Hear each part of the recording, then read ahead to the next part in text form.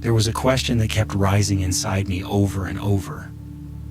If I am already saved, if Jesus has already forgiven me, made me his own, and given me eternal life, then what is this treasure Jesus spoke about? What is the reward he promised? What is the crown Paul said he was running to receive, and what is the prize? And why do the scriptures speak of eternal life as something that grows? I realized I wasn't asking for more knowledge. I was asking because my heart wanted to understand. My soul wanted to feel the meaning.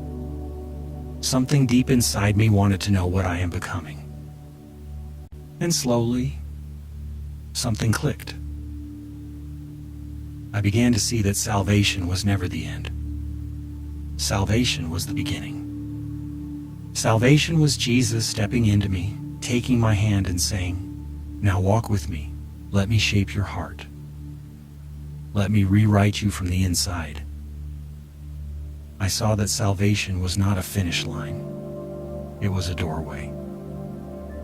I began to understand why I am still here, still breathing, still living through struggles, waiting, healing, patience, triggers, fears, and grace.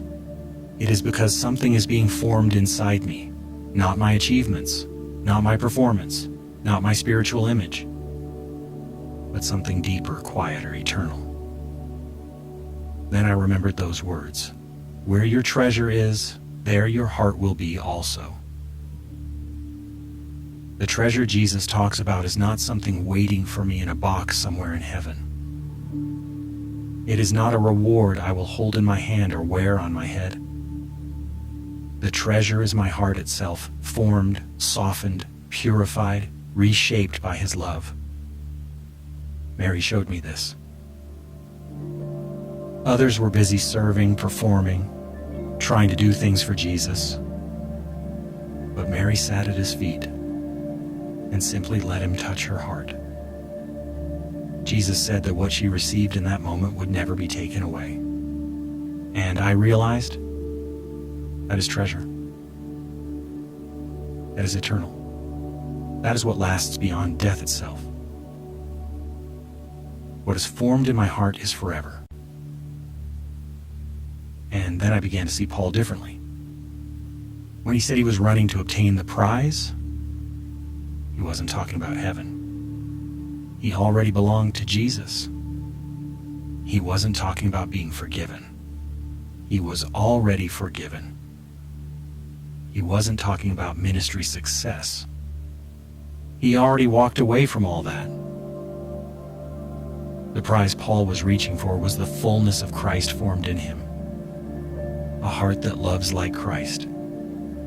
A mind anchored in the same peace Christ carried. A soul where Christ lives freely without resistance. This is the crown. Not something I will wear, but something I will become. A person whose inner being shines with Jesus himself. And then sowing and reaping finally made sense to me. I used to think it meant effort. I used to think it meant working harder, trying harder, pushing more. But I now see. Sowing to the flesh just means acting from my old self, from fear, from pride, from emotional survival, from self-defense. And sowing to the Spirit just means yielding, even trembling.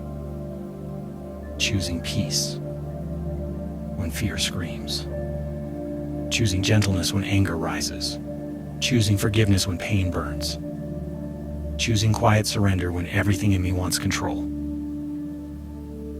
Every one of those choices shapes my inner man. It expands Christ's life inside me. This is eternal life growing not as a destination, but as a quality of being. It is not about earning anything. It is about becoming who I am in Him. And even Jesus, hundredfold in this life, makes sense now.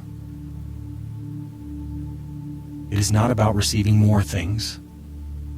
It is about receiving more of Him. More peace than fear ever gave me. More belonging than the world ever gave me. More security than control ever gave me. more identity than my accomplishments ever gave me, more love than approval ever gave me. This is the reward in this life. And when Christ is fully formed in me, that is the reward in the next. So now I see it clearly, and I feel it in my chest as I say this. Salvation was Christ entering me. Treasure is Christ growing inside me. Reward is Christ reshaping my heart. The crown is Christ shining from my being. The prize is Christ fully formed in me. Eternal life is Christ's own life, filling me, now and forever. And the most beautiful part is this. It is happening in my weakest moments, not in the times I feel strong. It is happening when I breathe through fear, when I don't run away from discomfort, when I soften instead of react, when I return to Him again and again and again. These are not failures. These are birth pains of Christ being formed in me. This is my treasure. This is my crown. This is my reward. This is what cannot be taken from me, not in this life, not in death, not in eternity. This is who I am becoming. And I wouldn't trade this for anything now.